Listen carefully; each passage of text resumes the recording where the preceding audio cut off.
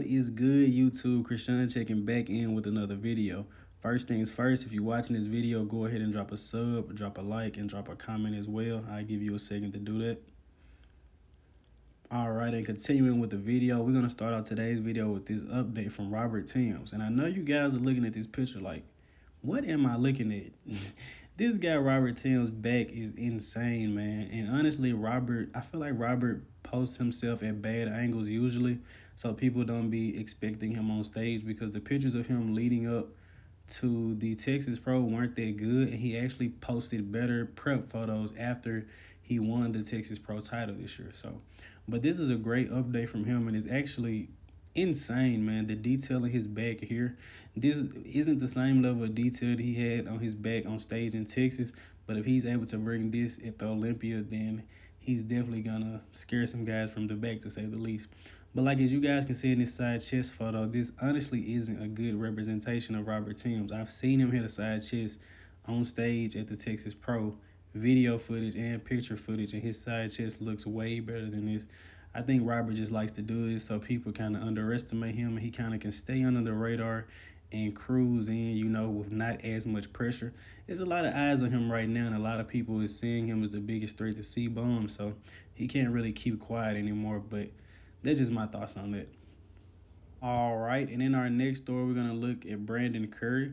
And I know you guys know how it is when you're in the gym working out and you get that crazy pump and you just look in the mirror and just almost scare yourself, man. That's what Dennis James said, but that's what Brandon Curry is doing here, man. He has an insane pump in the gym, looking at himself and just say, hey, man, snap me a pic, because I know he just looks huge and I know how this feels. But I'm actually excited to see what Brandon can bring to the stage this year. He may be my favorite to win the title. I believe so. Like I told you guys, Derek Lunsford is my favorite to win in 212. Probably because Brandon has just such a great personality, and he really carried himself well as a Mr. Olympia as well as ambassador of the sport. So I just want to see a good person do well. Not to say that I don't like Big Ramy, but I was really impressed with what Brandon was able to do even without the virus and stuff going on. He still did a great job, I think, as a Mr. Olympia. So be looking forward to see what Brandon brings to the stage this year, and everyone is going to be looking at those legs as soon as he walks out. So if Brandon comes out with improved legs, hey. And in our next story, we get a physique update from Hadi Choopan. And I'm not sure if this is a recent physique update, kind of never really sure with Hadi, because I'm not sure which language he used in his captions, but I don't know the language, and when I try to use the translation, it doesn't always translate correctly. So we're just going to take this as a recent update from Hadi, and honestly, Hadi usually looks the same to me in a lot of his updates, just grainy and super conditioned, but Hadi actually looks a lot bigger here. I don't know if it's just is not as big of an angle or is not at a full body, but Hadi actually looks crazy this year, man, and who knows, Hadi can also win that title because he also comes in very hard. Brandon, Hadi, Ramy, they're all very close, man. Of course, I want Brandon to win. Ramy is going to win if he can bring the conditioning, and Hadi is just steady, proving himself year after year. And if Hadi is able to come in bigger and improved, then we'll just have to see on that stage, man. But this is going to be a very exciting Mr. Olympia. And no one is talking about the top guys. Everyone is talking about the second tier of guys, which I don't have a problem with, but I think we as YouTube content creators and bodybuilders need to remind the media of the guys who are actually up at the top. Because I think just because they haven't competed in a couple months, people tend to forget so quick. But you will be reminded at Go Fitness.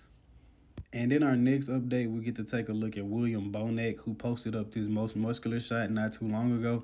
And I believe this shot was taken along with the other updates, and I think that William has just been posting them one by one, a couple of days or a couple of weeks apart to kind of keep people guessing. But this update impressed me the most. That's why I went ahead and threw it in the video.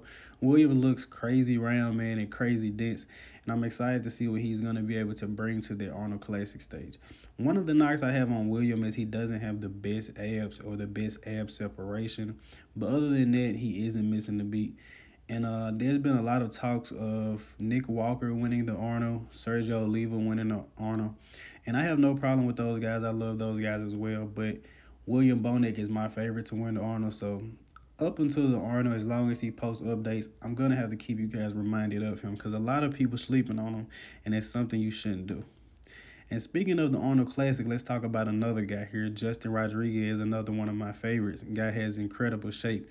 Now, I told you guys I believe Justin can be competitive to win the title if he can add more size to his legs without blowing out his midsection. But I believe if Justin comes in hard enough this year, he may be able to shock some of the guys. Maybe beat a Ian Valier or a Hunter Labrado.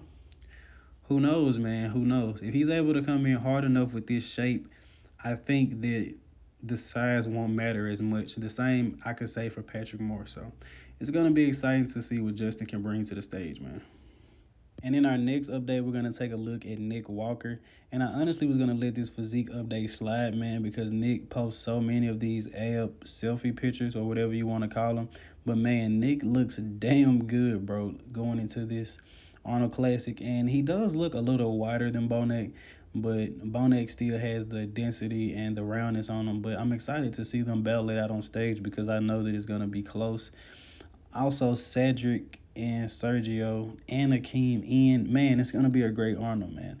I honestly don't know how to place these guys, and I honestly have no idea, man. So it's going to be a headache trying to make the Arnold video. You may not get one from me. Probably will, though. Probably will. So, all right. And in our last update of the day, we get to see Chris Bumstead moving some weights down there at the Revive Gym. And I honestly think Chris is just posting so many updates because he's in such a good space and working with so many great athletes. But I'm not going to speak too much on Chris because you guys know my opinions on him. I feel like this content kind of gets repetitive, but I'm going to just post this update and let you guys check it out because it's Chris Bumstead, so I mean, why not? But hope you guys enjoyed the video for today. My last video is having issues for some reason. It had like 50 or 60 views, and I woke up this morning and now it says 11 on YouTube, but it says 45 on the app. So who knows? I'm going to keep grinding, keep putting out videos. Like, comment, and sub. You might get another video today. I'm out.